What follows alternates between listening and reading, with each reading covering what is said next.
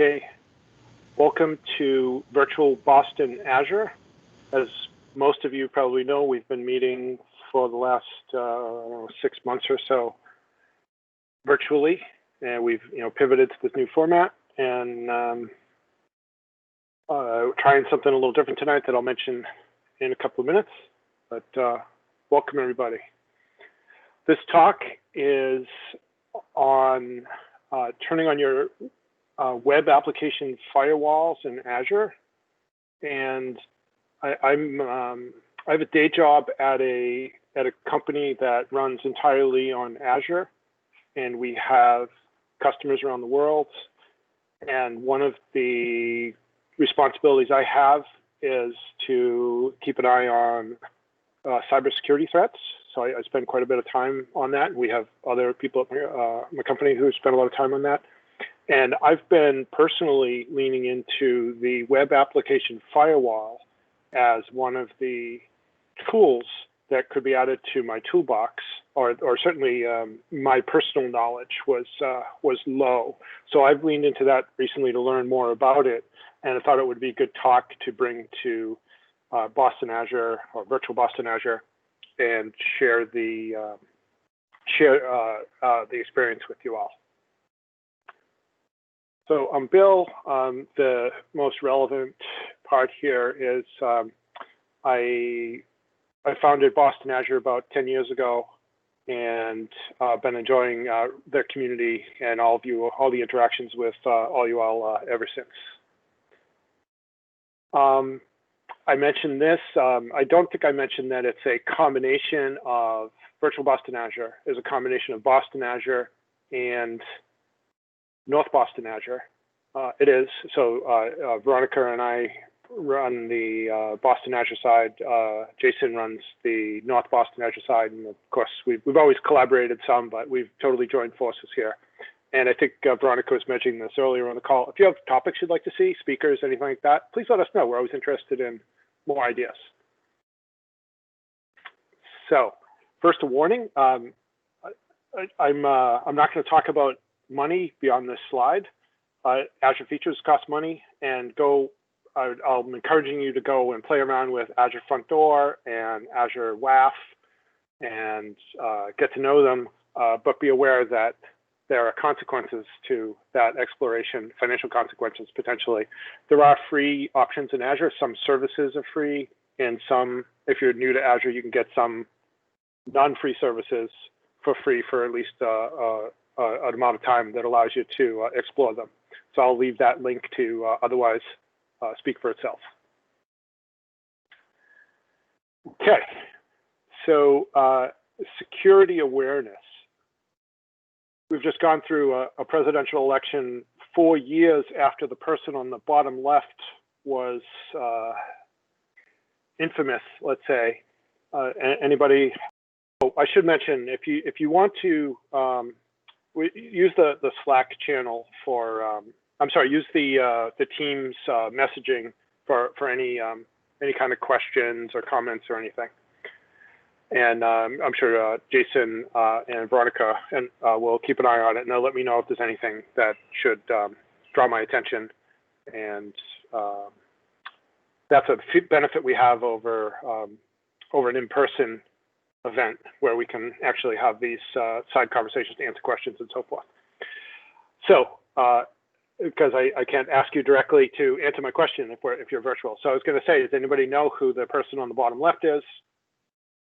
If you've seen this talk before or you've followed the news closely, back in the prior U.S. presidential campaign, you might be aware that that's John Podesta, I believe is the gentleman's name. He was the campaign chair for the Hillary Clinton presidential campaign, and he was phished by believed to be Russian hackers. I think Fancy Bear is the code name that some refer to them as, and they got his email exposed, and they used that to mine it for lots of interesting documents that later showed up on WikiLeaks. And they didn't know this happened. It took a while, and I believe the FBI had to call the DNC and say, hey, do you know some of your stuff is out here? On the bottom right, we have Target, the US clothing retailer, other things, I guess. And they were hacked a few years back.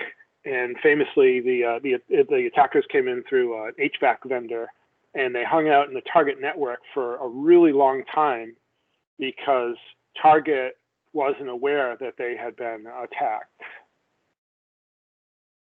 Capital One recently had maybe it's about a little less than a year ago at this point, maybe a S3 bucket on S3 hacked or exposed with some sensitive data, and problem again. And EQUIFAX on the top left there, many of you may have been affected by this, where EQUIFAX was hacked and they didn't know it either. And I think it was also the FBI that had to knock on their door and let them know that they had been under attack, unaware, and hacked. And we're all, part of that victim pool here. So clearly, security awareness is an industry problem. These are just some really high-profile examples, but there's some things we can do to be more aware of what's going on. And then again, that's part of there's more dramatic examples, of course, but that's part of the impetus for this talk and why I wanted to become personally more savvy with the web application firewall and security visibility and awareness generally. In the security world, there are often considered two teams, the red team and the blue team, who take different postures in trying to understand the effectiveness of a security system. And in the case of what I'm going to walk through today, you can imagine that I'm part of the blue team. Kevin, who's helping me with this, is part of the blue team. And our job is to try to figure out and prevent from getting in the red team, who are in this case, friendly attackers. So red is attackers, blue is defenders, and red and blue exercises are useful in getting us a perspective on your security posture, whether you're more or less secure. If the red team has an easy time of attacking and the blue team has no idea what's going on, they can't stop anything, it's probably, you have some work to do.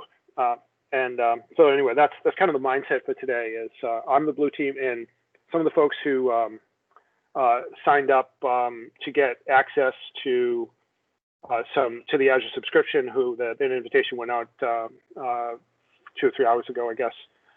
So hopefully everybody has access, and you have access to some of the visibility that I have as a blue teamer, and you also have some insight into ways that you might interestingly attack because you know what the defenses are. So thank you for the folks who are these ride-along guests. This is experimental, by the way. This is the first time we've done this where we've posted a meeting invite and said, hey, if you want to play along at home, let us know. And I don't know, 15 or so people, maybe 20, did so, and they've been given access to a little more inside information on the system.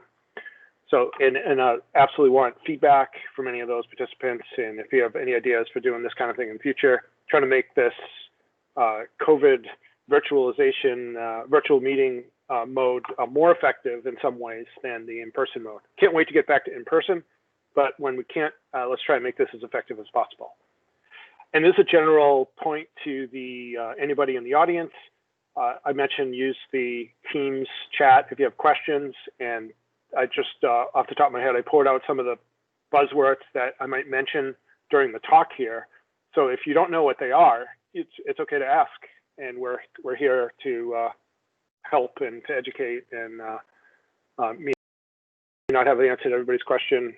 Jason, Veronica may or may not. Kevin may or may not, but maybe somebody in the audience does, or we'll do our best. But if you have questions on stuff, don't be shy. And you can follow this link if you want. And this has a link to some resources that you can use, even if you haven't been given the prior access I mentioned. You can help by visiting the site if you like. So a bunch of links are at this address. This is a bit.ly link, and it reads Boston Azure December 2020. That's how to remember that. bit.ly/BBA DEC 2020. And again, so a few resources of interest there. Okay, let's get into it. Firewalls. We like to protect our cloud or public internet-facing assets with firewalls, and a firewall is a means of protecting at the network layer. And I want to mention this network security group concept so I can contrast it with the web application firewall that we'll talk about in a minute. This is a firewall that's built into Azure, and it's I believe it's free in all cases, and it is a simpler firewall than WAF, as we'll see. It's aware of IP addresses, ports, protocols, and I'm maybe somebody on the call here who's a little more savvy with network, understands networks better than I do, but I believe it's a layer 3, layer 4, I don't know which, on the ISO network stack. It's both layer 3 and 4. It's essentially the socket, the port protocol socket bind itself. Thank you. Yep. No wonder I'm confused. It's both. Okay. So it's layers 3 and 4. Very good. So like I said, it only knows about it's the classic 4-tuple. The classic what? Sorry, 4-tuple port protocol, source destination port protocol, IP port protocol. Oh, IP port protocol. Okay, got it. As here. So okay. So you can block an IP address. You can block every IP address except let certain ones in. You can block all ports except for, say, port 443. It's common. And you can block the protocol. You can allow in TCP and refuse UDP, for example. Simple, but pretty effective. Contrast this with the web application firewall. The web application firewall is aware of HTTP and HTTPS, of course, and it knows the concepts for the lower layer. So actually, I'm going to stop this for a second and put in a point here because I think it's important.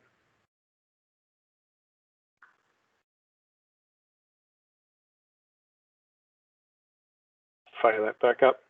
Thought the point here was worth seeing. This is known as a layer 7 firewall, and that is the what's known as the application layer, and that's what it means to be at the HTTP layer. So if the firewall is aware of more than just IP addresses, ports, and basic, much more primitive networking protocols like TCP and UDP, it can't do a lot of things that a layer 7 firewall can do. So when we get into layer 7 and it's aware of HTTP, it can look into the HTTP, and you can build interesting web application protections now. So based on patterns that the security community has figured out over the years, you can, a web application firewall can notice that, wow, this construct looks like a SQL injection attack or a cross-site scripting attack. In other security attacks, we often look at the OWASP top 10 as a list of the most important ones, but they're not limited to that, and the WAF functionality is not necessarily limited to that either. And the reason that you can't implement a WAF at the layer 3 or layer 4 layer is because web application concepts like HTML look just like noise to this layer. It doesn't really know what they are. It doesn't know the concept of that. So you have to go up to layer 7 here. And if you look at this diagram, you have the the humans and bots and services coming in from the top, and they hit the WAF, and anything that is deemed an undesirable request is rejected. It could be by IP address, which the layer 3 firewall could also do, but it could also be a rejection because for more sophisticated reasons, like, for example, it looks like a SQL injection attack, looks like a cross-site scripting attack that is, it's accessing the website too fast, so you might rate limit. Or it might be coming in from a location that you don't like, or some IP addresses that you want to blacklist. Things like that can all be handled in this WAF realm. Okay. Ask questions along the way if you got them. I'm gonna forge ahead. The Azure ecosystem has a WAF, but it comes in 3 different flavors. It can be deployed with Azure Front Door, and that's the variant that we'll use today. It can come in through an Azure Gateway, or it can be deployed in association with Azure CDN. They have slightly different profiles, and I'm not going to talk too much about that other than just to mention it, that the feature set is, interestingly, it's just slightly different across the 3 variants. I don't know if they'll converge in the future or not.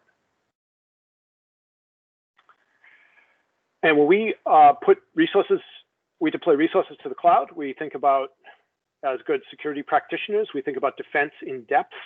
And defense in depth is all these layers of protection.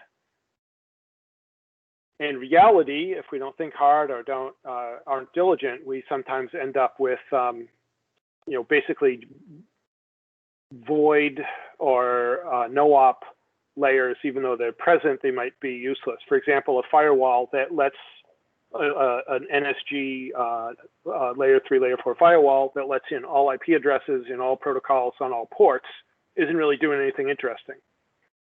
And a WAF that's not turned on isn't doing anything interesting, and so forth. So the tools are there. Azure provides a great toolbox, but if you don't use the tools, it's as if they didn't exist. And that's kind of a problem. I saw a talk from somebody at Microsoft where they said something like 80% of Azure customers, or maybe it was Azure subscriptions, something like that, did not make use of any non-free security features. And spoiler, some of the good stuff costs money. So you could end up with a shallow defense. And so we're going to bring Azure Front Door into the picture here. And that, again, is going to be the vehicle through which we can deploy an Azure Web Application Firewall. How about that, huh? Took me like 3 hours to get that animation to work right. So Azure Front Door in a little more detail. This talk isn't really about Azure Front Door, so I don't want to talk too much about it, but I want to give you an idea of what's going on, because there are a couple of interesting aspects here. So you have on the top left, you have traffic inbound. It is reviewed at the WAF, and I already talked about some of the things the WAF can do. It can say, oh, this is a, looks like SQL injection, and could refuse it, assuming it gets through. There's a rules engine that can be brought to bear. We'll talk about that again in a second. And then it can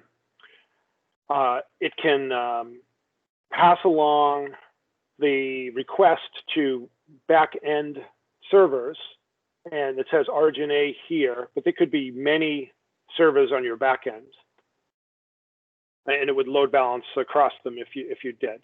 And in the case of this, the demonstration I'm going to be giving here, the back end is an Azure container instance running a container I pulled right off the shelf from the OWASP Juice Shop sample application, and we'll talk about that a little bit more.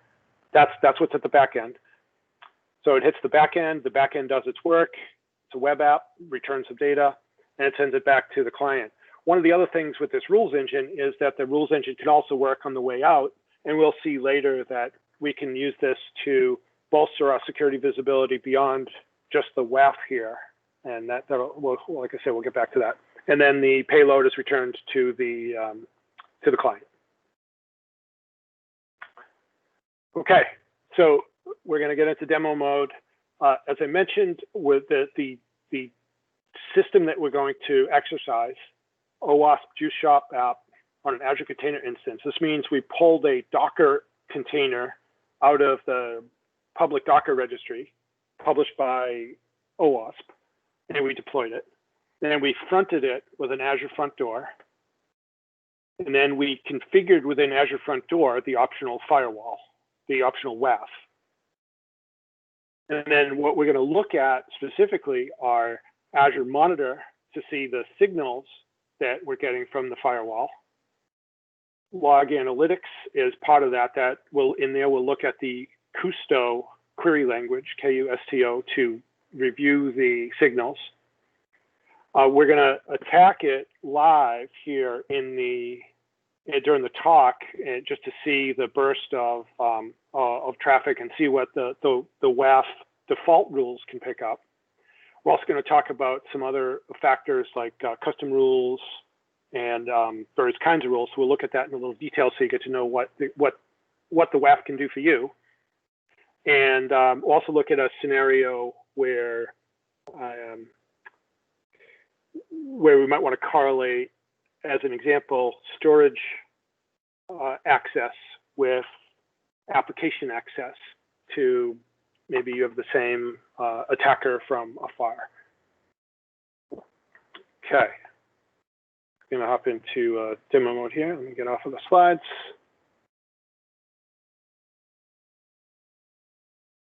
And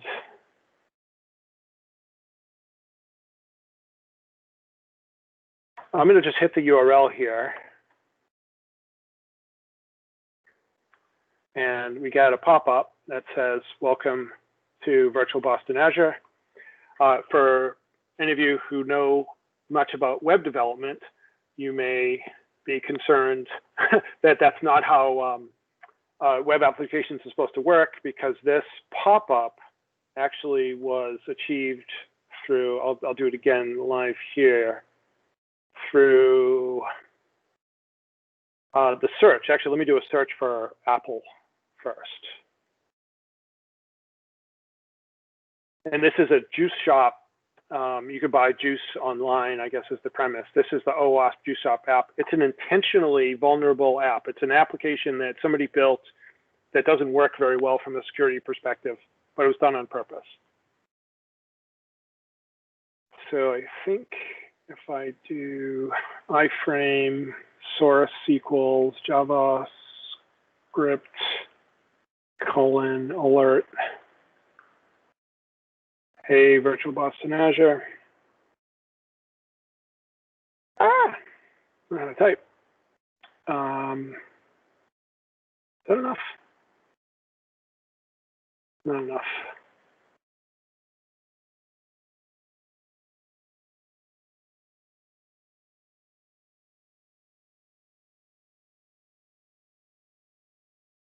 Oh.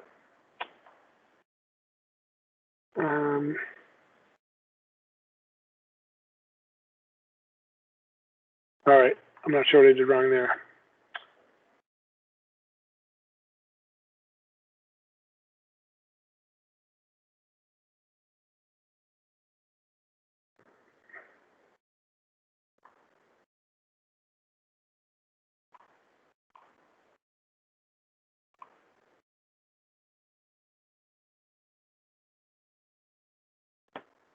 Yeah, well, take my word for it. If you type something in here, iframe source equals, I'm going to try this one more time. Java. Kevin, if you're there and I'm doing something wrong, let me know.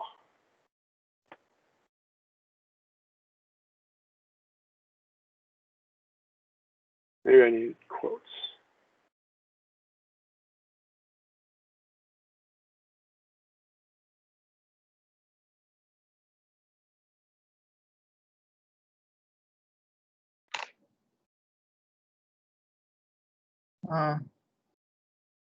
You want quotes the round bool.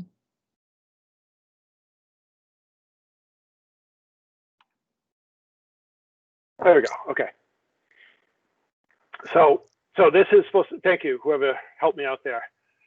So this is a search string through, a search interface, and this is what's known as a cross-site scripting attack, where the web application is not properly escaping the data that it's handling, and that results in this vulnerability.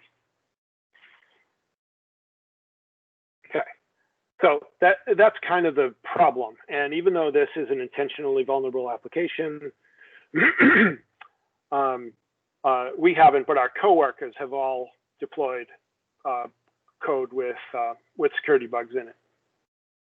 So it's something that we want to raise awareness of, we want to do something about, again, which is why we have this talk. So a quick high level on WAF. Again, we talked a little bit about it. This was the picture we saw. So a WAF can be in detection mode or prevention mode. And this is an interesting common security pattern with other security services like conditional access policy and content security policy as two others. Where you can have a mode where you can learn how your system would behave if you were in detection mode without actually breaking your app. It's actually not that hard to break your app if you put on a bunch of rules and you're not really aware of, especially with older or more complex web apps, that you might actually be putting the correct functionality of your web app in jeopardy, not just protecting it. So the recommendation is to start out in prevention mode, run it for a little while, look at the logs, and you'll know how to look at the logs shortly, before flipping it into detection mode. And I'm sorry, I said those backwards. Detection mode tells you, keeps you aware, and then prevention mode actually blocks actions, okay? So that's at the level of the WAF. The WAF is running in detection or prevention mode. So you can have all the rules all set up, and you can neuter them all at once. Individual rules, however, can have different actions. There's a rule for, the most obvious rule is block, and that's where cross-site scripting attack or a SQL injection or something, or rate limiting might be detected, and just that particular request is swatted back. It could be an allow. You might wonder why there'd be an allow action. The allow action is because rules are evaluated in a certain order.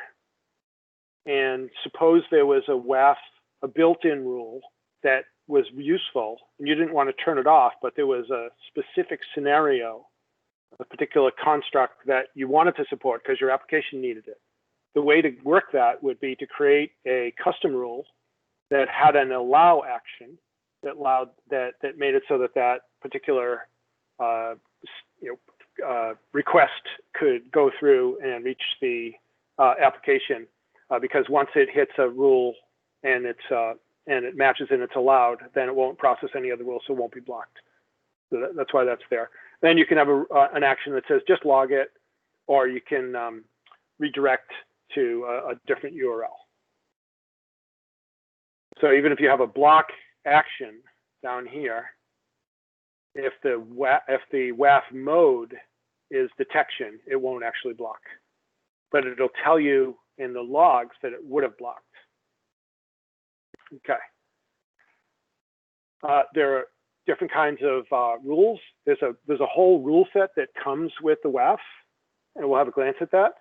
And I think the rule set is slightly different depending on which flavor of WAF. So the gateway rule set is, I think, a little bit different than the web app within the Azure front door WAF rule set.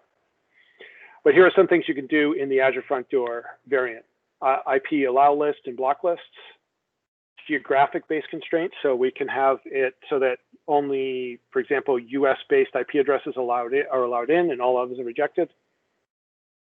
You can do things based on parameters, like there are string matches within both the URI and the body You can do a string match like substring, and you can also use a regular expression, a regex.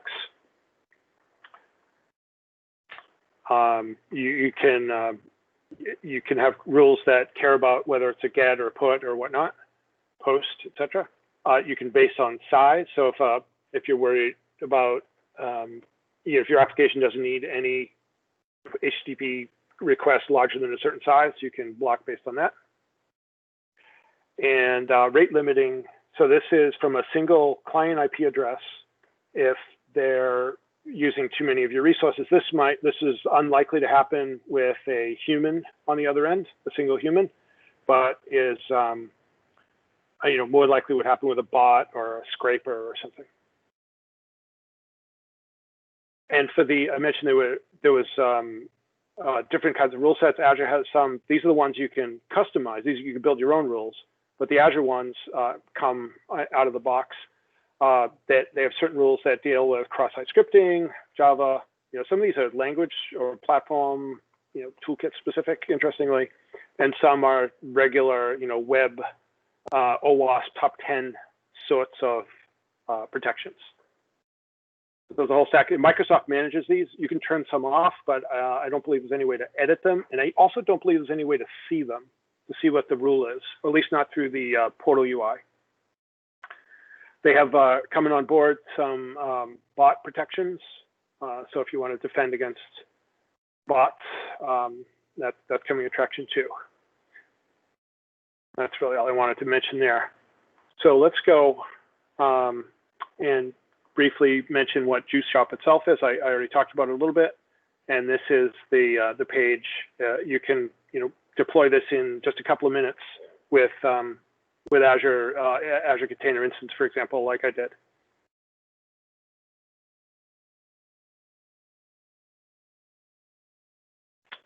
Okay, we're almost there. And I do want to mention one thing, that when you've configured the web application firewall, and it's either in prevention or detection mode, it is every time and also you can configure Azure Front Door it also has its own logs that are not WAF related, because Azure Front Door is bigger than WAF. WAF is one feature. So there are logs available for AFD, logs available for the WAF. But the thing is, those logs are not stored anywhere unless you ask that they be stored. And this diagnostic setting is pretty common in many areas of the Azure portal. So if you have a resource that has logs, you have a decision to make about how to configure that. So you go to the diagnostic settings, and you would add a diagnostic setting. And depending on the resource, you would choose the logs that you are interested in. And you can see there are two flavors here: front door access log. So those are the generic front door ones. Did somebody approach Azure Front Door? Was there a web request? And front door web application firewall logs. So I could click both of these. You can also get metrics if you want. And you have, so this list on the left will vary on which Azure resource you're talking about. If you're talking about Azure Key Vault, the options will be different. And then you can choose up to 3 destinations. If you want to use the Kusto query language, you will want to select sending them to Log Analytics workspace.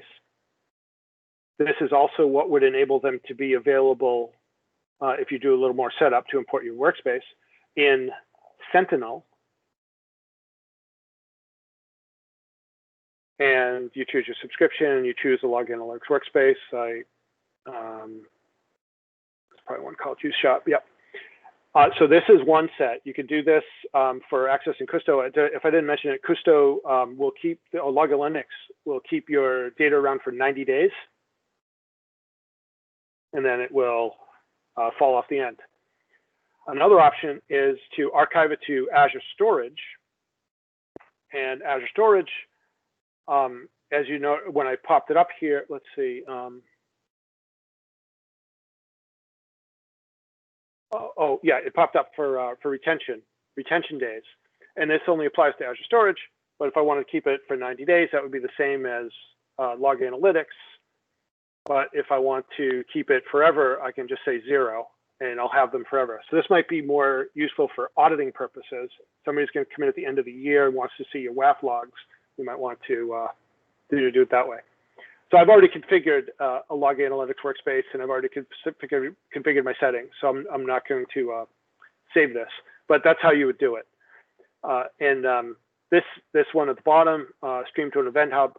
If you wanted to have an endpoint or an event hub that was shooting out events as things are happening, you could also do that. Most of mine, in my experience, tend to be both of the first two are checked. So we can discard, and you give it a name, and you're done. And you can see we've already got one setting set up in advance. So that's diagnostic settings. It's useful to know generally, and it's important to realize that log analytics is a log analytics workspace is the backbone to Azure Monitor. That's where the goods are kept generally, and again, it also fuels Sentinel, which is the threat hunting SIM feature that was added to Azure. Maybe I think it went GA about a year ago. Okay, so we're now in the Juice Shop WAF here. Hey, Bill, sorry to interrupt. Is there any way you can make that a little bit bigger? Oh, of course. Yeah, thank you for telling me that. I don't always think of that. Cool. Well, that looks better. Thanks. Okay. Yep. Getting old. Yep. So I'm in Juice Shop WAF. That's just the name I gave it. This is a front door WAF policy. Notice it says a front door WAF policy because the WAF policy for a gateway, for example, would be slightly different. And although I can take one front door WAF policy, I can use it in multiple front door WAF situations. I just can't share it with the gateway. So the interesting things to look at here are the policy settings. And I've sent it that this WAF is currently in prevention mode. It's worth noting that empirically, it takes maybe 5 minutes to make changes to the WAF. So if I switch this from prevention to detection, or I change any of these values and put them in there, and saved up here, it'd be about 5 minutes before it was realized in the live instance. It was interesting. I was going to put, let's see, I'll choose these are the supported status codes. I didn't actually know that 999 was a thing, and I looked it up, and apparently LinkedIn uses 999 to tell scrapers to buzz off. They're not even pretending to, sometimes when you want to reject a suspicious connection, you would give it a 500 or a 403 or something you might obscure the real reason why you're rejecting them. It's not for, the endpoint they hit. It's maybe the pattern of things that they did to hit it. But 999 is, yeah, we're not even pretending to trick you. We're telling you to buzz off. So I kept 999 because I thought it was useful because it made it easier to see in the Chrome tools when you're looking at the waterfall chart on the network tab. It's the 999 pops out because there's nobody else using 999 in those connections. And then you could put any message you want here. Okay, so I guess it's actually virtual Boston Azure.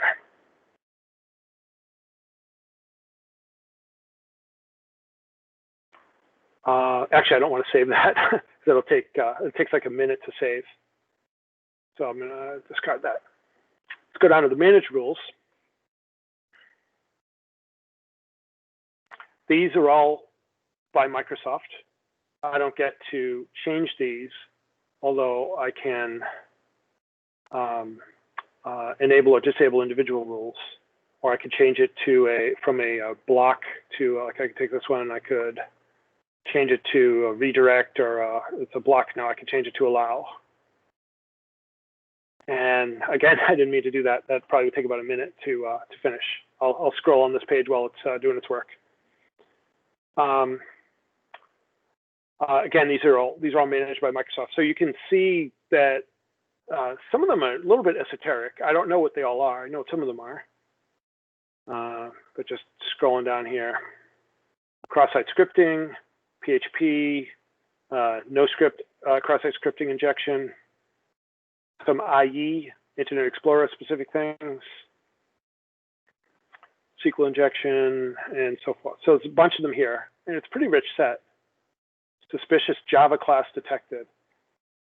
I don't know, is that Java applets? I'm not even sure.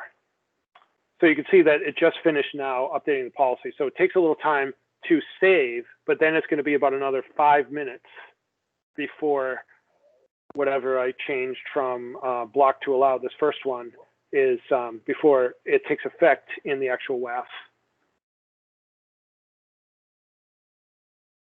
I'm going to hop over here to custom rules.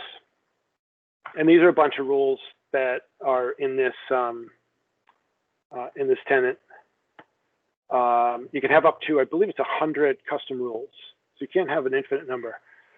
One of the important things about custom rules is this use case.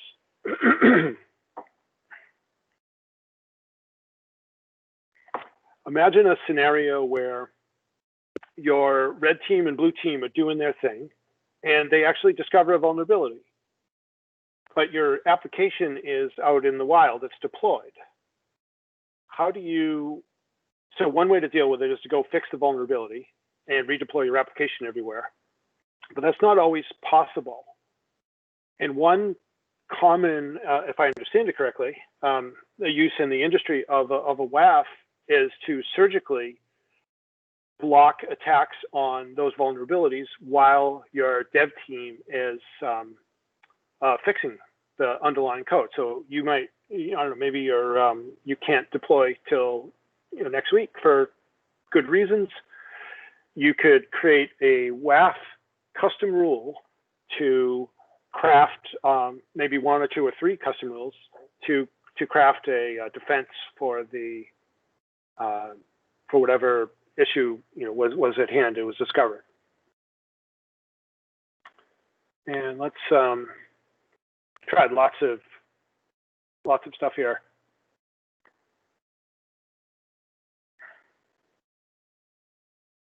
So this is what I'll just create a new one here actually.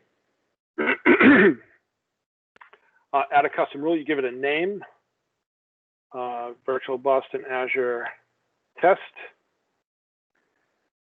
The rule itself is enabled or disabled, and a match rule is a rule that looks for something in the payload, and a rate limit rule is a rule that is independent of this request but relates to the pattern of requests. So you may limit to 100 requests per minute, for example, from one IP address again. So this isn't the same as a DDoS protection. This is a focused rate limiting where a DDoS protection would be more sophisticated to handle a broader range of attack IP addresses. And a priority.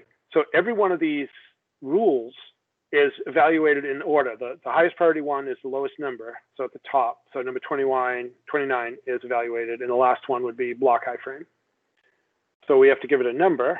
And I think if we give it a number that's already in use, it complains. So we could call this one 99, put it in the middle. And we'll go with a match rule here.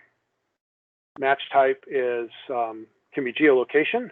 And in that case, we can choose, for example, I think we can type here. United States, we could say United States and Mexico and Canada. So we could block all of them or block anything that isn't them.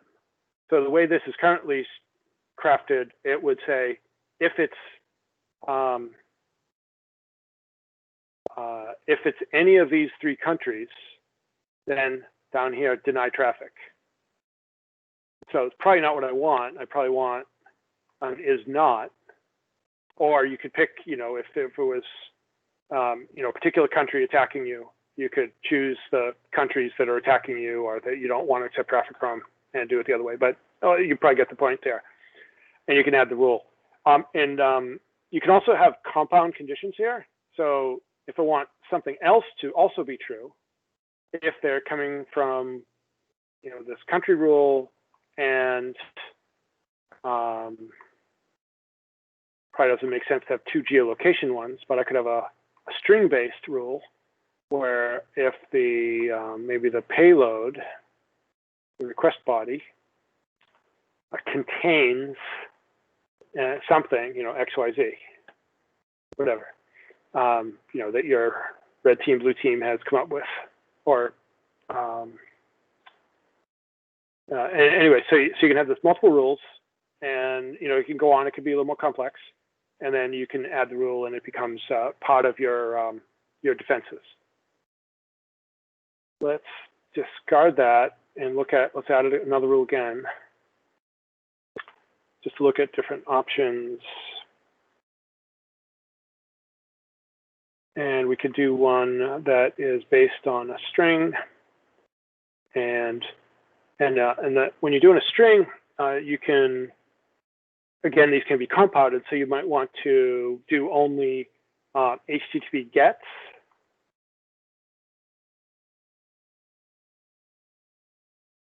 I believe that would do the get. And so the request is a get, and then you might want to add a new condition. Again, we'll stick with the string here. And the condition could be have to do with the URI. Maybe in I'm looking for a match of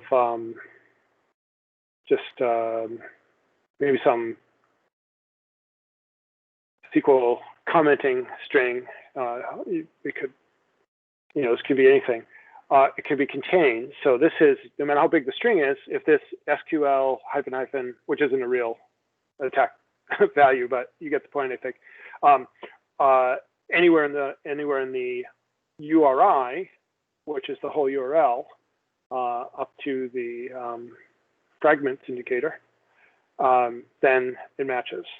You can also go with you know, other things like begins or ends with, or you can do a regular expression, a regex, and I think this has the same effect as contains, but you can also do something like more sophisticated with a regex, like that. So this would be an SQL --, preceded, maybe not immediately, by an open angle bracket. And then this dot asterisk is regex syntax for, we don't know what the characters are between the left angle bracket and the SQL, but whatever they are, if, you know, any character will do. So, not to belabor the point, but this would match. But this, you know, this wouldn't, or this wouldn't. All right, enough of that. I think we've got the point there. Let's go and see what we can do here. So we have a block rule that says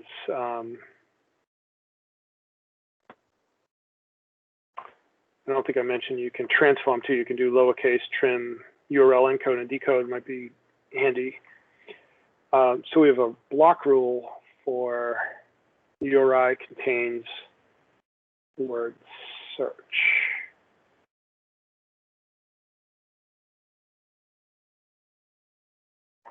Actually, I'm going to ignore that one. let's go to this Tor blocker I wanted to talk about. And let's show an example of this. So this is geo-based, and it says if you're coming from not the United States, then deny traffic. So this is rule, it has a name. The name is Tor blocker. So just so happens I have Tor running here. Tor is a pretty handy tool for anybody who wants to test an application that is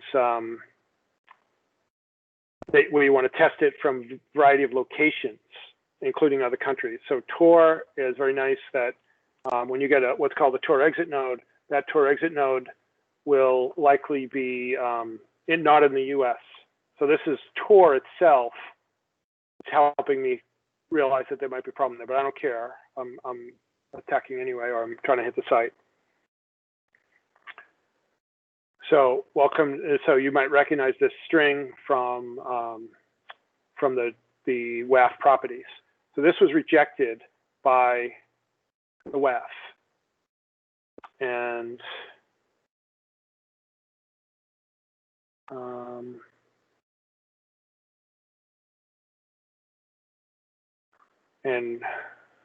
I believe this is Firefox, this Tor browser.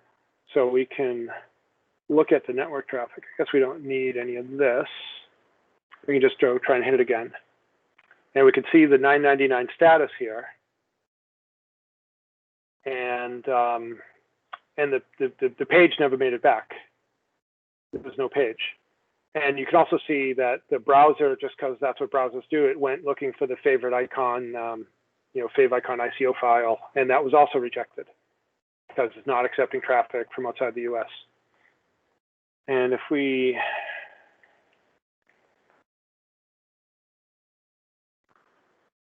ask Google or whatever search engine is here, maybe it's DuckDuckGo, for my IP address, we'll let that think. And we'll hop back over here and we'll go into a query mode. So now I've moved over to the log analytics workspace. This is the log analytics workspace that's attached to that Azure front door. And I'm in an editor here where, sorry, this is kind of messy. I had some handy stuff going on there. But this is what's known as a Kusto query, K-U-S-T-O. This is a SQL-like query language. And you can see that many of these lines are commented out. All the ones with double slash at the beginning are comments. But all the other ones are real. So from Azure Diagnostics, which remember we configured to go to a log analytics workspace. That's why we're going to find them here. I want categories of front door web application firewall log. And this is exactly the string that you saw when configuring diagnostic logs. And this was the other string you saw, then there's a metric string. These are exactly the same ones. These are the categories. Then I'm going to say, actually, I'm just going to delete that rule. Order by time generated. Okay. So we'll do it in the last hour, actually last 30 minutes. And I'm going to run this.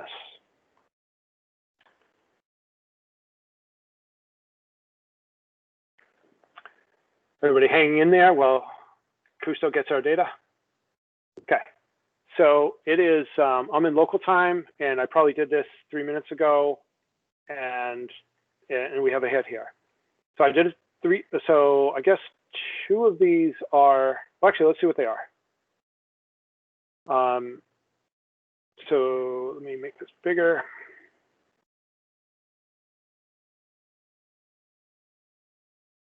Some more space here now that we know where we are. So this, let's go from the top down. So the most recent record, the one that we saw here, showed two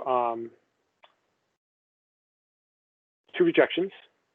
And the very top one in the list it's returned is, so this is Azure. Details, this is in the Azure Resource Group Juice Shop, and some other information about that's specific to Azure. But here it gets into the deployed application. So this was the URL that we hit. Note that just it's another part of its interestingness is the juice shop application is HTTP based. There's no SSL certificate because of course there isn't, because it's insecure. And the rule name is Tor blocker, rule name _ s. And if we go back here, no, actually here, we'll see that that's the rule number 300 that that we put in place. So this actually got triggered, and this is how we know it got triggered. It tells us. The client IP, this looks like a IPv6 client IP that came from Tor. And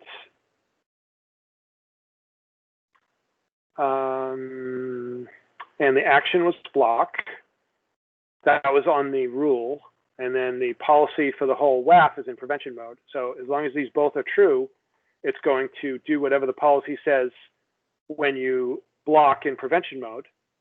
And what did it say to do? It said to send back status, HTTP status 9.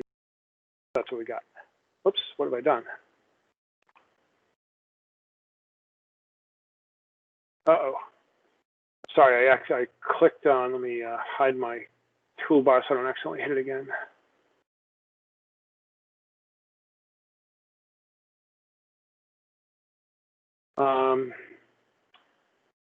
So, okay, so it's still there. Okay, so let me just run this again because I lost my context.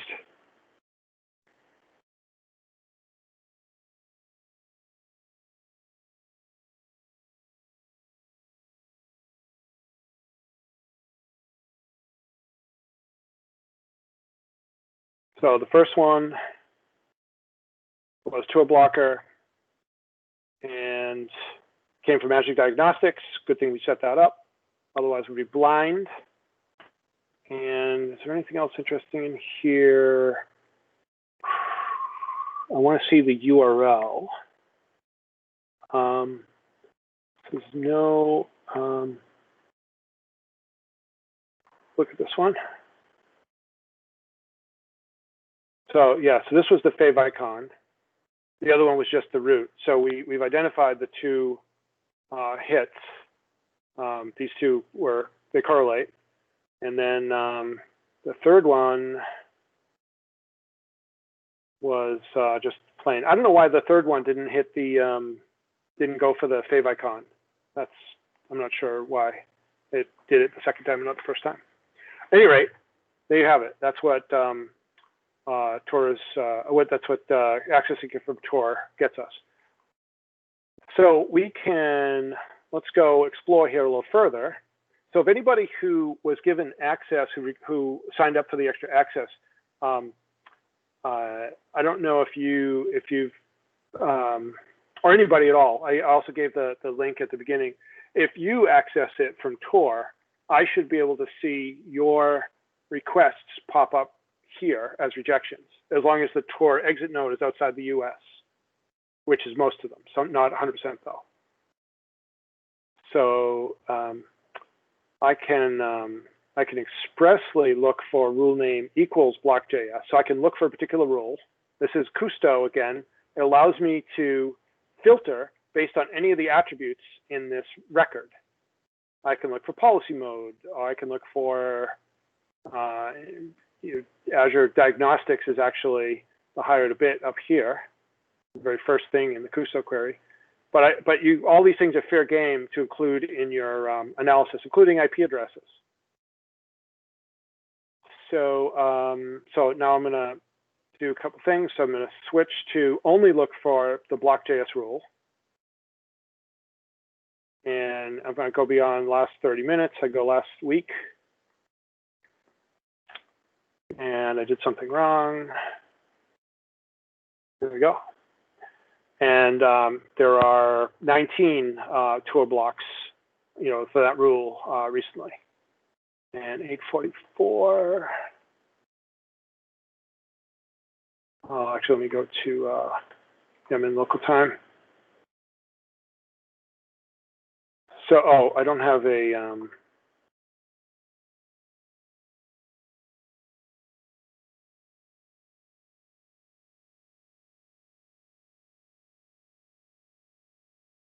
I'm confused as to why I don't see the ones that I just had.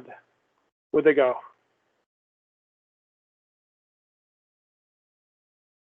Oh, I'm sorry. I uncommented the wrong one. I meant to uncomment Tor blocker.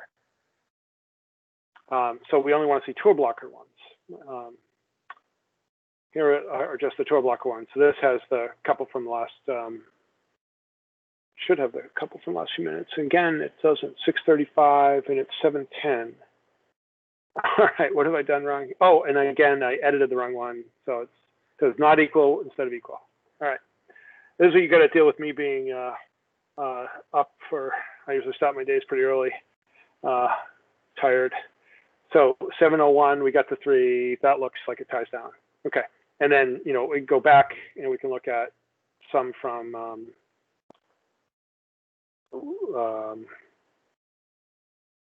earlier, and here's one from a different client IP address and so forth. Okay, so let's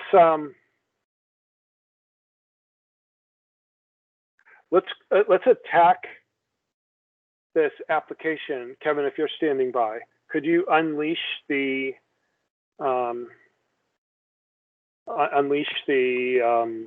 fuzzer? So what Kevin's going to do is, I'm going to take all the filters off here. Let me rerun this. What Kevin's going to do is he's going to run a commonly used web, you know, attack tool, a white hat attack tool, typically, where you use it to attack your own site. And there's one from the OWASP community called the ZAP, or the Z attack proxy. The Z attack proxy. It works in conjunction with on your desktop with your web browser. It serves as it creates queries and it sends them off to attack a website. And it's pretty cool because it allows you, the fuzzing aspect allows many different input formats that you don't have to handcraft, so that if you have obvious SQL injection or cross-site scripting or other similar vulnerabilities, the fuzzing is plausibly going to reveal them to you. So he's presumably kicking that off. We're going to see if we get any more traffic here. So, oh, we just got a lot at 7:11. Okay, so it started to come in. It usually takes like a minute, maybe a little more than a minute, sometimes 2 minutes, for traffic to start showing up from the, you know, from activity. 5 minutes to make a change to the profile, and a minute, maybe 2 minutes sometimes for it to show up. But it's pretty quick. Let's see what this is here. So default rule set, it tells us what the rule name is, and we can go back to the rules. This is a Microsoft rule, and we can look up exactly what this is. I think this is RCE, is remote code execution. And it was blocked. So a 999 was sent back. And yeah, here it is, remote command execution, direct Unix command execution, and some details matched, exec XP found. So that's nasty. Okay, so rejected. So this is the WAF doing its thing and telling us that we're under siege. This is blue team noticing that the red team is up to no good. Detects basic SQL authentication bypass attempts, one of 3 rules, looks like. And this is doing some fanciness to with the tautology in SQL, and, you know, again, blocked. Nice try, Kevin. Nice try, attacker. And I could go through this in, so let's actually look at it in summary form, and we'll see how many different rules are being tripped up there. So we'll look at the request URI, the rule name, and the time generated. So that'll subset. So we have, you know, 50 fields here, but I want to do a projection, which is kind of like a SQL select for just these 3. Let's run that again and see what the mix is. Actually, let's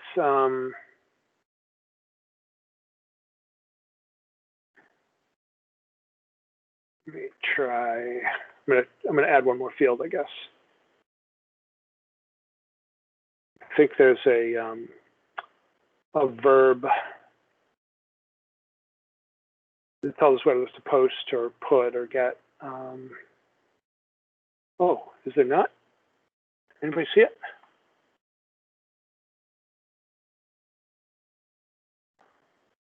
I know you can create a firewall rule that acts on the verb. Okay, I was going to put the verb in the summary output here, so you know if it's a get or a post. But I was going to suggest that. Oh, me again. So I was going to suggest. I think these are probably gets, and these are probably posts. SQL injection, and this is block Java and payload. This is a custom rule, and this is an interesting one.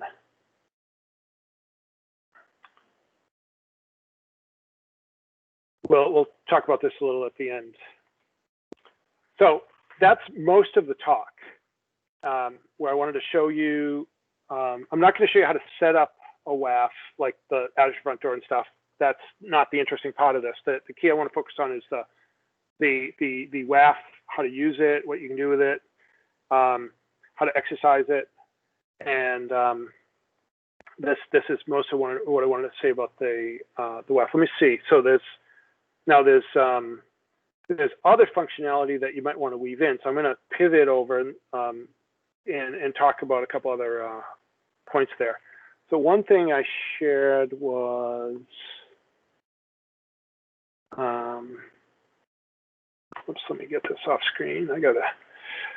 So imagine that your web application was attacked, and maybe through a SQL injection, let's just make up a scenario that the attacker was able to get a storage key, and therefore was able to attack another system.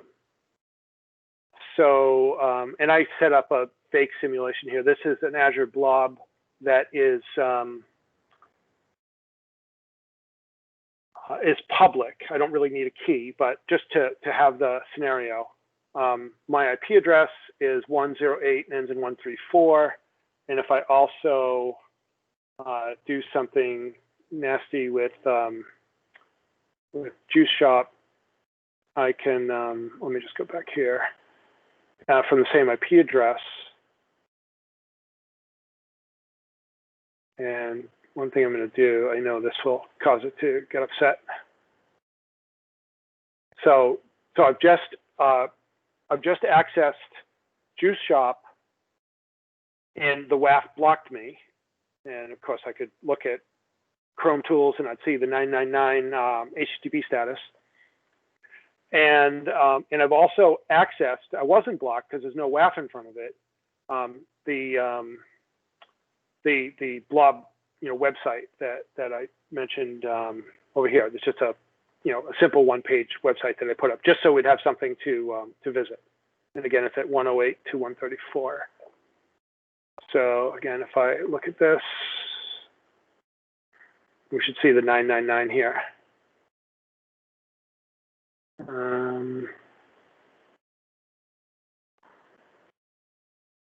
There it is. And our friend favicon. So what I want to do is go see if I could actually do a correlation, or if I can find this in with Kusto. So I'm going to, let's call it the simple way,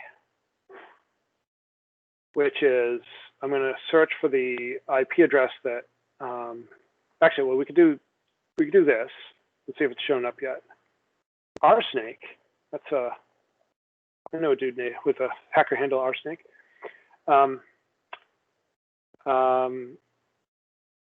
I'm going to go here, and just so you know, like Kusto isn't just for WAF logs. Kusto is for all kinds of logs. And I'm going to look at storage blob logs. And let me go to local time, 6:42. So the blob access I did over here hasn't shown up in Kusto yet. So it needs, it needs a minute or two, like I mentioned earlier. However, this should be from the same IP address. So this probably serves as a good example. Oh, no, that is not a good example, that particular one. Let's beat on this a little bit.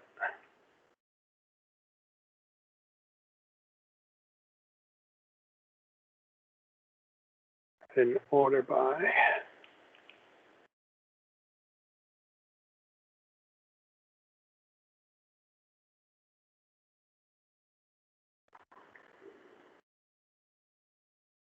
Okay, that's better. So 642, that was still too long ago.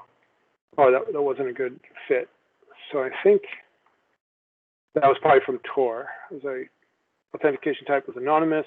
So this is the same thing, the same website. And here's the IP address that I mentioned earlier. It started with 108 and ended in 134.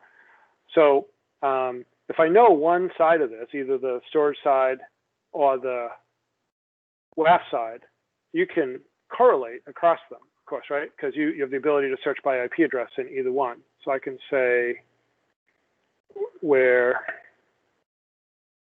caller IP address equal, double quote, paste it in. Damn it. So I have to remember how to use Kusto trimming, I'm afraid, because it attaches a port. So bear with me for a second. You see the caller IP address has a port number attached to it. So I'm just going to, trust me that we could do this with Kusto if we wanted to. Actually, anybody know Kusto enough to what the sequence here to substring this? Contains. You can use contains, yeah.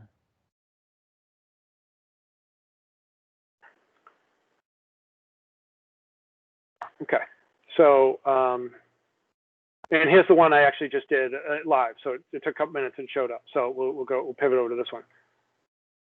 So there, and we can take this over to this side.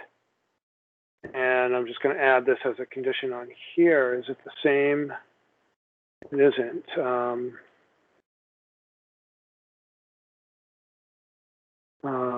Client IP address, I think it's called.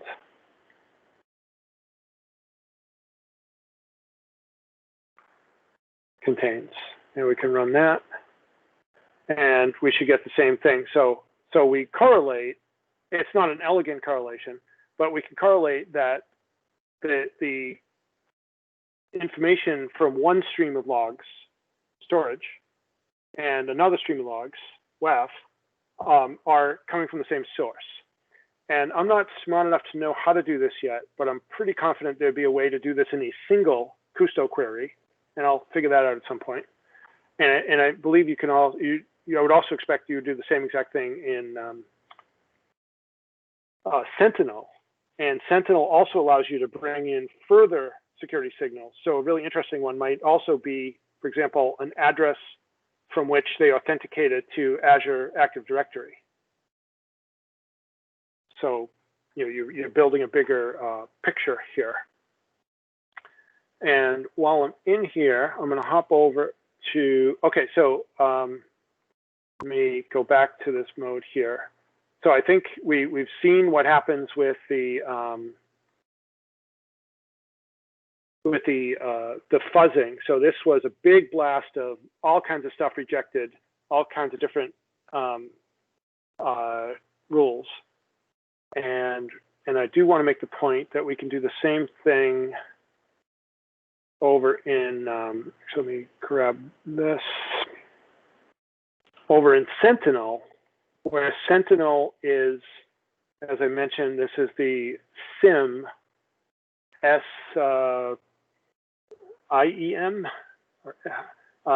which is a security and event incident manager or something, but it doesn't really, that seems like a core name these days. So let's go to the Juice Shop workspace in Sentinel, which I've added to Sentinel previously. And I can go look at the logs here.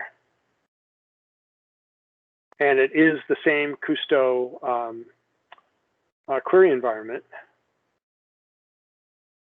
And I can blast this in and hopefully I get similar results. Same data, except in Sentinel, I also have the possibility of other data connectors. For example, let's see, which ones do I have connected?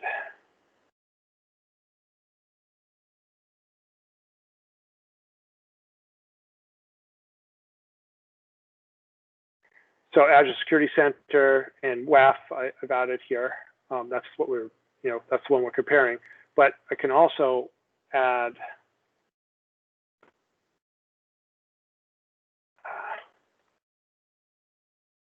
awkward.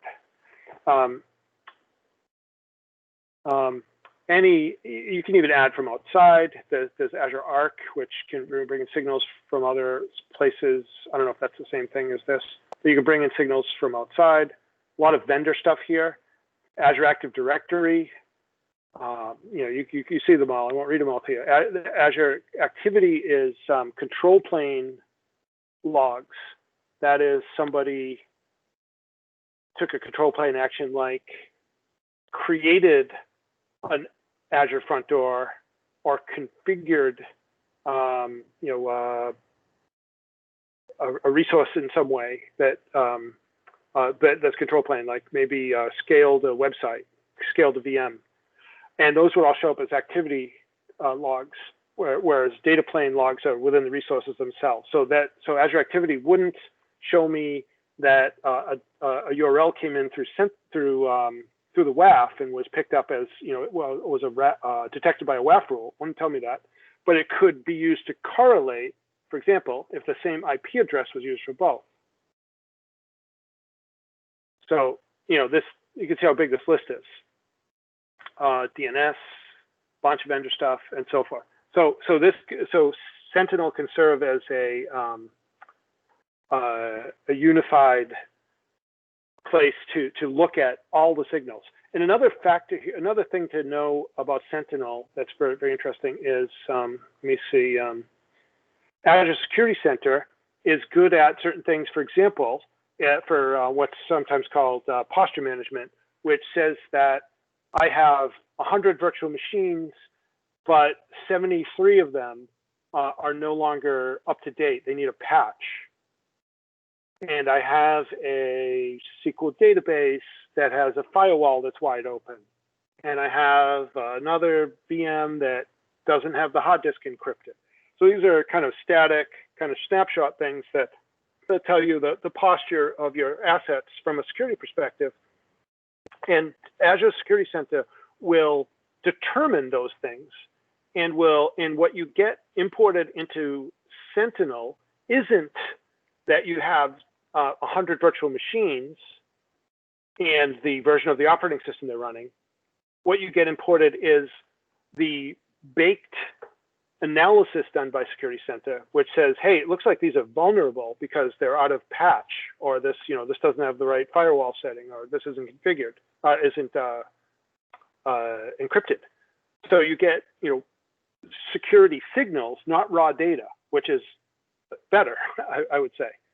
And same thing with Azure Active Directory, for example. Imagine if some of you may be familiar with the impossible travel or risky sign-in signals that Azure Active Directory is able to, determine.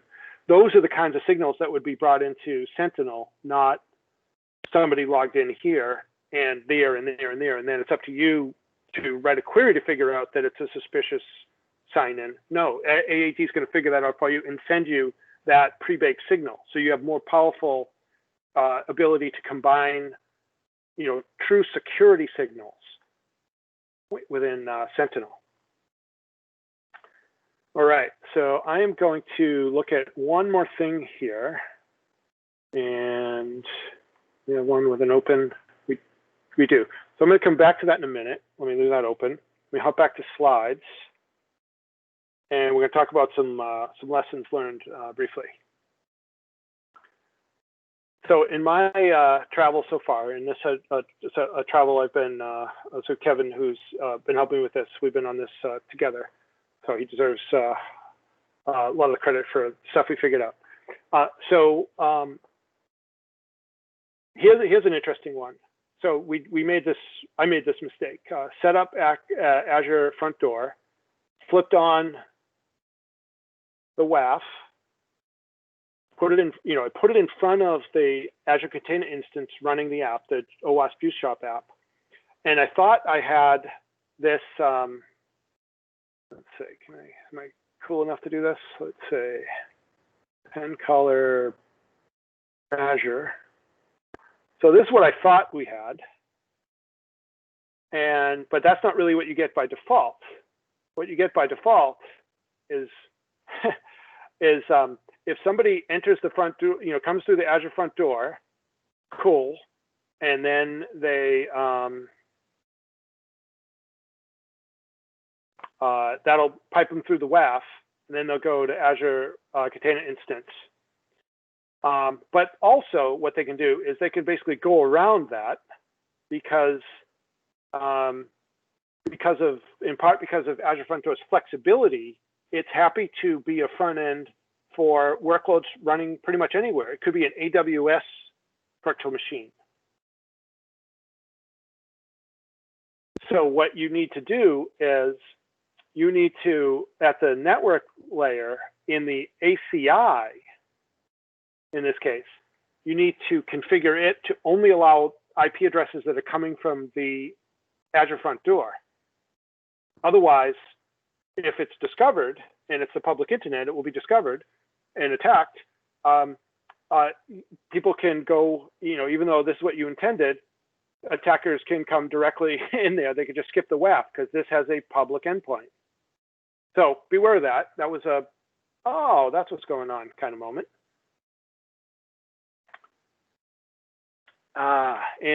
Content security policy. So if you don't know much about cross-site scripting, it's a pretty big topic, and it's one of the OWASP top 10, has been for forever, probably since there's been an OWASP top 10, I would imagine. And it's a encoding challenge, an encoding problem that could happen in the various points in the browser or on the server side. There are a number of errors that can lead to this, and it can lead to some bad outcomes. So the industry has come up with this content security policy thing that's now maturing. I think it's in its second or third generation now, and it's got very broad support across the relevant browsers. And it's implemented as a header, an HTTP header. And an HTTP header is something that is part of a lot of applications. IIS knows how to return it. Nginx knows how to return it. Your application code can typically return it like in something like ASP.NET or whatever your favorite web stack is. They all can all do it. HTTP headers are just a standard thing. One of the constraints that you might be under with a deployed application is that maybe you don't have the controls in the places that you want to have it emit the HTTP header that you want. And Kevin and I faced this with the Juice Shop situation, where we were deploying a container from the public Docker repo. We didn't want to change it, but we also wanted to be aware of HTTP headers for a reason, because we wanted to be able to have this content security policy header. So, so what we did was we used the rules engine in Azure Front Door to add this HTTP header. So let me hop over to here and change this to one that won't be blocked.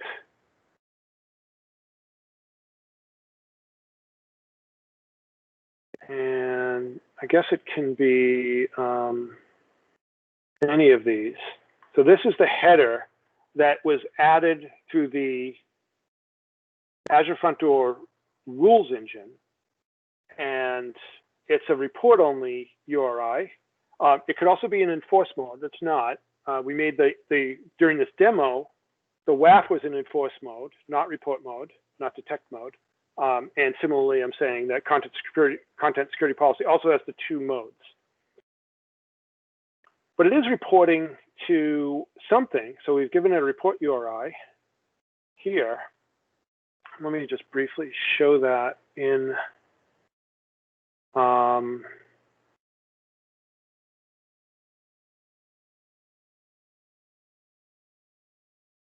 actually, I don't think it's in here. It's in the front door, rules engine configuration.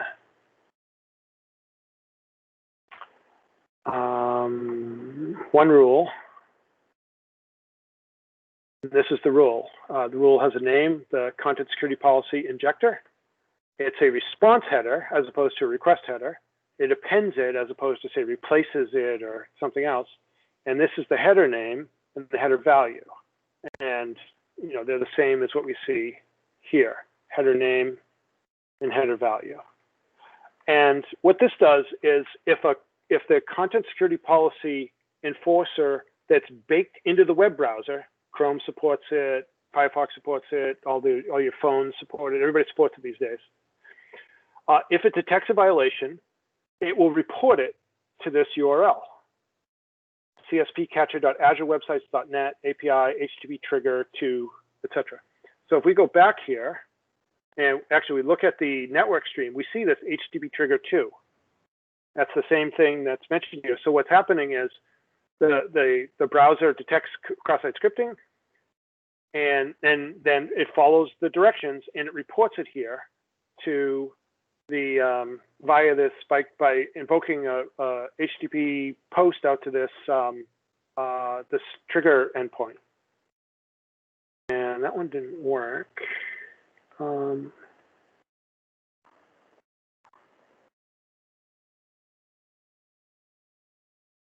don't know why some are failing.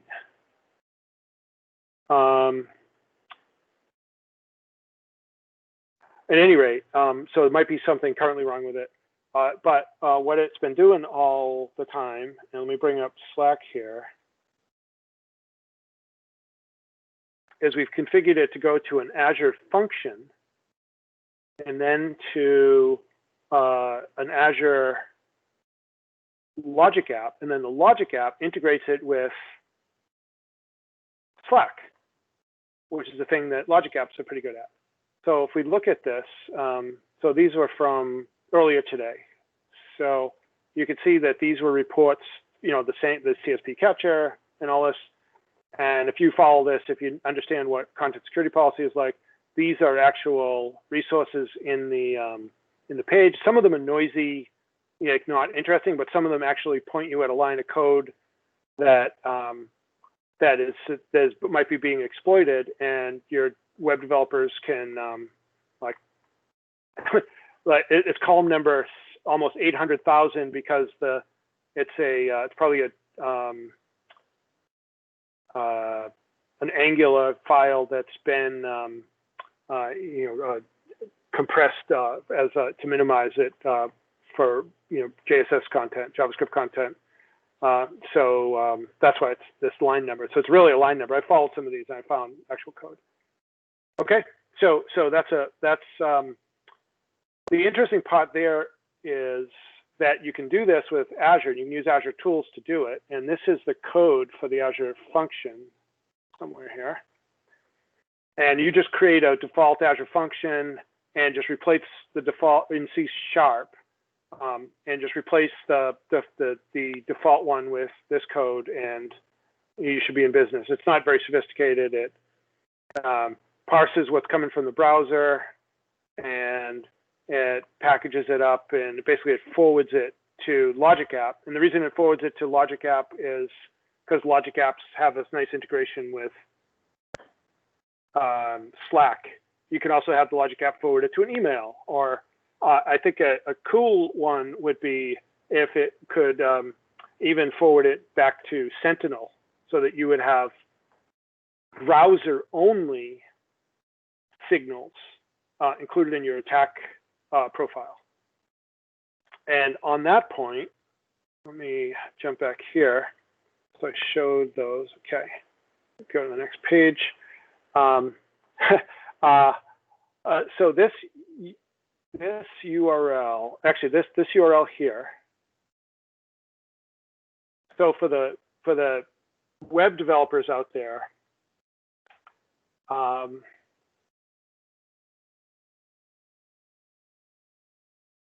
much of this URL gets sent to the server?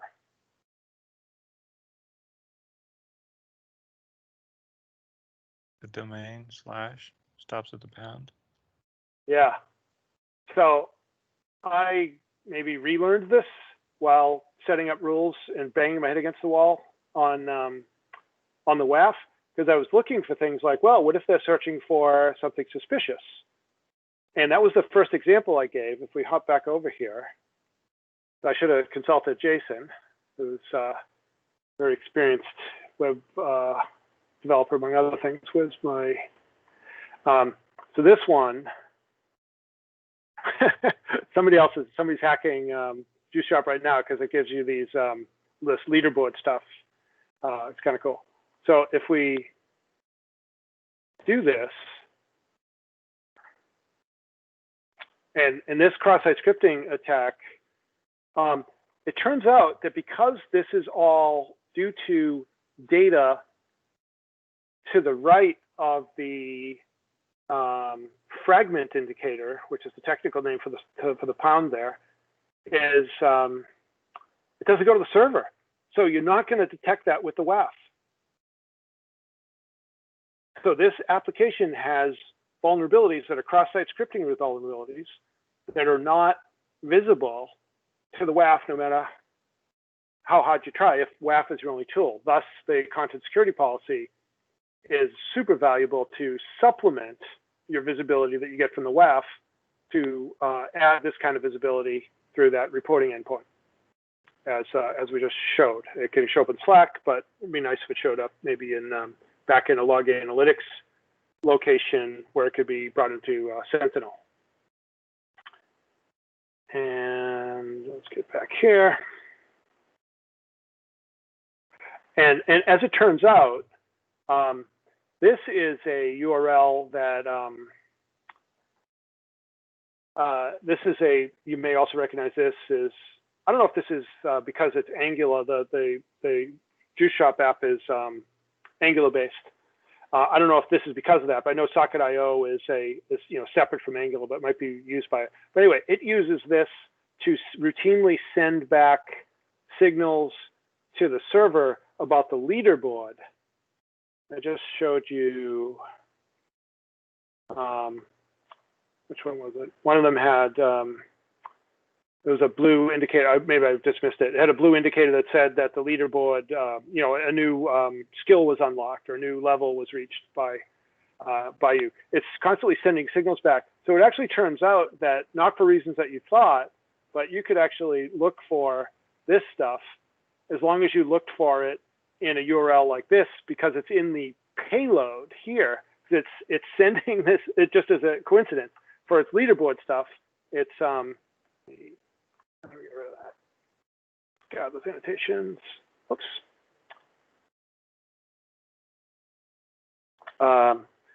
So it's sending them back.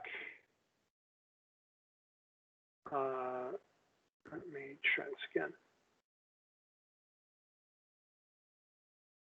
So over here, that URL, it is going back to the server, and if you zoom in on it, it sends this payload, and it happens to have this this stuff here. The ABC XYZ is the payload, and it could even be the Java one.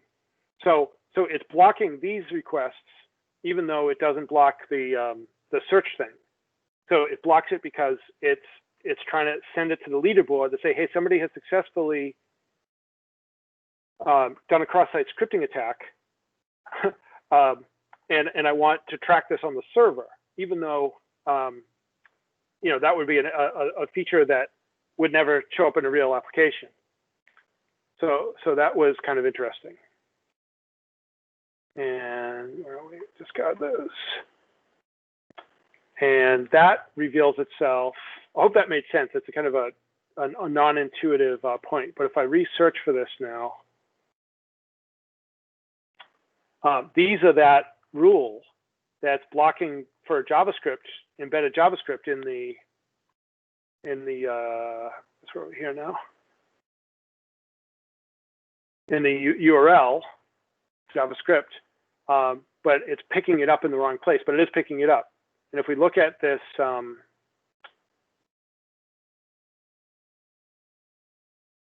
I went to the wrong one. If we look at this rule, the rule name block JavaScript, and go back here, rules engine, nope, to so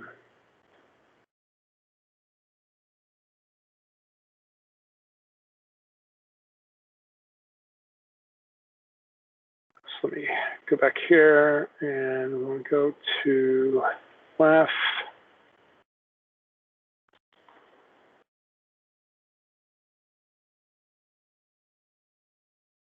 And custom rules, and find this rule.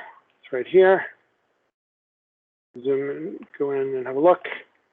And it is looking for the word Java in the request body, and it's finding it. So that's why it's blocking those. Again, that's a kind of a tricky case, but I thought it was kind of cool, worth pointing out. So getting blocks. We're blocking the right things for the wrong reason. And we're about at close down time here. Let me make a couple more points. So this is what Jason said. If you're looking to trap things in the WAF, make sure that they're left of the fragment, not right of the fragment, because the fragment doesn't go to the server.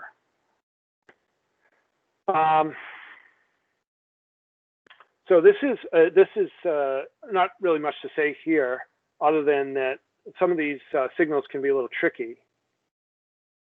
I don't know what SQL hex encoding is, but this is a WAF rule. So if you're going to turn on the WAF, it's going to be up to you to kind of figure out what all this means and whether it's safe to leave on or dangerous to turn off. And this is another one that came up as a hit. Anybody have any comment on this? So this is a cookie that was blocked for having a SQL comment sequence. This thing here.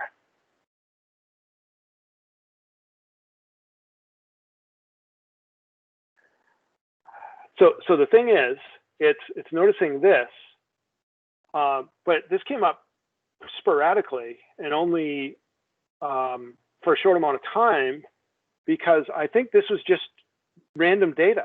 This isn't an attack. This is actually what this cookie value was generated to be.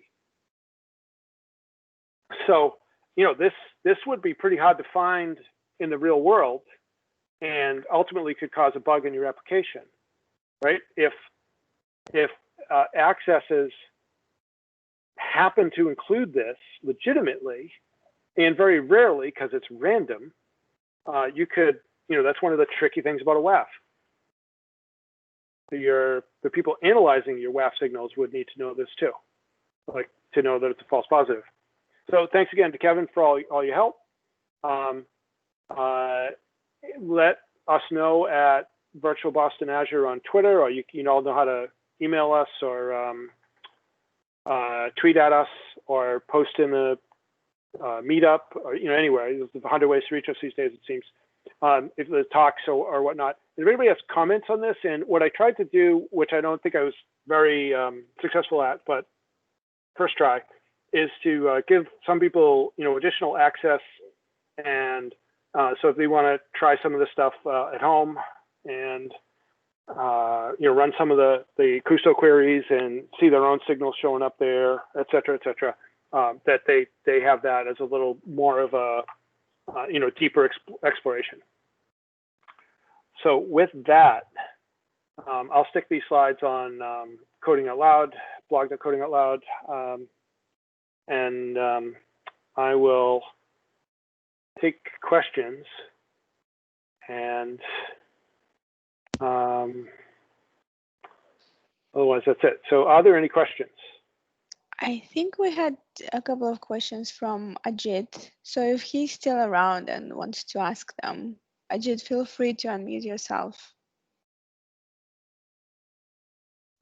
Hi, sorry, I stepped away for a while, but it's perfectly fine if you're wrapping up. It was more a question of the one of the slides you had, defense in depth. You were showing, the whole DID stack itself. Didn't notice any EDR in there. I was just curious. Is this a concept within Azure where there is an understanding of Azure native endpoint detection, remediation, response, et cetera, or it's not considered a part of defense in depth within Azure? It's a question. I was just curious. Sure thing. Let me give it a try, and maybe others can help answer.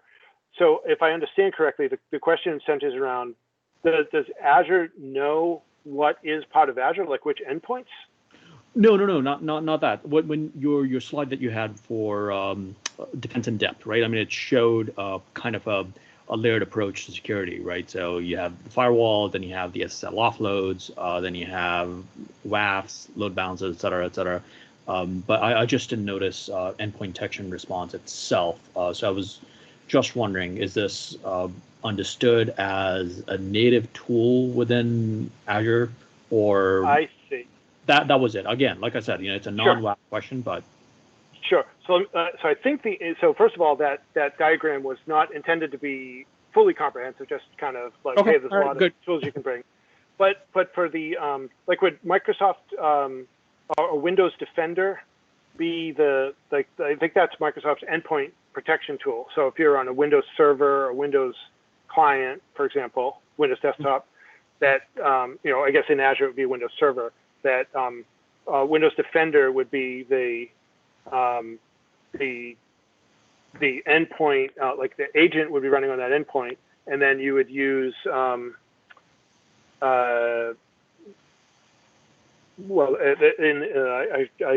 it's not a tool I personally use. Other people cover that in my shop, but I know there's another set of tools where you can aggregate the signals and they can pour into Azure Security Center. So I think it would be that tiered thing where, from an Azure point of view, the Security Center would be happy to receive the signals, but it doesn't know about the endpoints in that same sense. And if it's a VM kind of a client, you would install the other solution, which is Windows Defender. Is that remotely answering your question? Because I think it does. Immediately when you clarified that it wasn't a comprehensive list, it wasn't meant to be a comprehensive list. I'm not an Azure person. I'm more on the AWS side, so I was just curious how that translates. I'm curious if anybody has anything to add that's to the conversation here. And you say you're more of an AWS person. I'm curious if AWS treats it differently. So on AWS, we use CrowdStrike ourselves because, we're a technology partner of CrowdStrike as well. So we end up using that. But the more relevant point is you have one comprehensive log analytics source itself. So the EDR traps, events, logs, et cetera, can actually funnel in there as well, right? So if EDR starts telling me that there was some kind of policy violation, then I could perhaps add it a little bit further up in the chain itself on the WAF side. Generally, I try to keep WAF rule sets to the bare minimum because performance is of great importance, right? So that's the whole idea around tiered security model, tiered approach. And with WAFs in general, I mean, in the cloud, it's a different matter, but WAFs in general, you can't optimize in hardware, like, what you can with classic IP port protocol firewalls, like, you can embed them in TCAM, et cetera. WAFs will take up memory and CPU, right? So it depends how you're paying for it as well. So I try to keep WAF as a bare minimum. Still, you need it, but things that, are okay not to do that deep a packet inspection, let that go because I know there's EDR protection further down, then I'll just let it pass and not take a performance hit on the WAF itself. Got it. Okay. And I should say that so that the two concentrators for security signals in Azure are Azure Security Center, which is both posture management, like my VM's out of patch or other configuration kind of things, and active threats. So Okay. if I'm undergoing or somebody's trying to brood a password for my RDP connection, or there's a data exfiltration suspiciously looking activity with a SQL database that looks like a data exfiltration that's not normal. Those kind of signals will pop, and so that's Security Center. So those kinds of things, and in regulatory compliance, like is it you can set up policies, or you can just use the existing policies that say, is this compliant with choose your off-the-shelf compliance standard like SOC 2 or ISO 27001, et cetera. And then there's Sentinel, which is a concentrator for signals from Security Center. And I guess, signals might come directly from an EDR solution and other places like the WAF. And that's where you would do the correlation across them. Cool. Not an area of great expertise for me at this point. I'm still in learning mode, but I'm doing a translation as well between AWS and Azure right now. What I didn't notice was direction. Is there a concept in Azure of direction, inbound versus outbound? In the WAF? Yeah. I don't think so. The Azure Front Door knows about directions. That's where the rules engine can come into play. Inbound, outbound. You can do you can do URL rewrites and a bunch of that functionality, but it's not part of the WAF. I don't think there's any outbound WAF functionality. Yeah, I mean, so, I think it's all inbound. Usually you try to keep it as minimal as possible, again, right? Unless you have some compliance reasons, as in, some data exfiltration, or you have, some PCI compliance. If you're not handling it on the server side, not scrubbing it on the server side, if you see like a match of a credit card number going out, you block it right there. But generally, again, right, inbound, where user input is coming in, that's where you're really looking for deep packet inspection. Got it. I was just curious, is there a notion of outbound within the Azure WAF? Yeah, not that I'm aware of. It's a great question, right? If you had something that was shaped like a credit card on the way out, and credit card number, that's an interesting. Azure does have this AIP, Azure Information Protection, which is I guess it sort of plays in the DLP space, where it would do rights management for access to data that would under the hood be encrypted until you authenticate. Yep. Cool. Thank you. Yeah. Thanks for the questions. If you figure out the difference between Azure and AWS and you want to come share it with us, glad to be educated. Lovely. Thank you, Bill. Sure thing. Any further questions, folks? All right. Well, thank you. Do we, to Jason and Veronica, can you remind me, do we have, I don't know what we have teed up, but I do know that we are, we're talking to a number of people, and some of whom may be on the call, to set up a calendar for 6 talks in January, February, March. And we have a handful of them. We haven't finalized the schedule yet. We're gathering a few, and then we're going to herd the cats and line them up and publish, but that's coming soon. I don't know if we have another talk scheduled before the end of the year, however.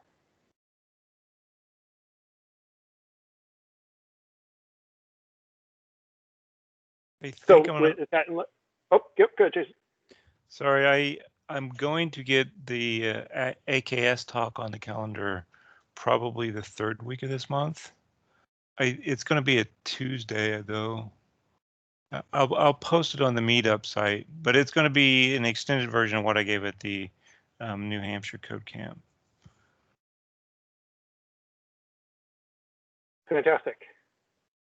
So is that a wrap, folks?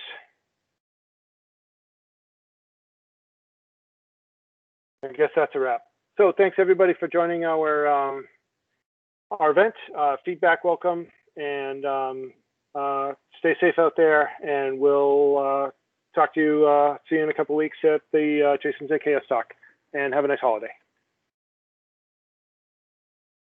Okay, thanks, Bill. Thanks.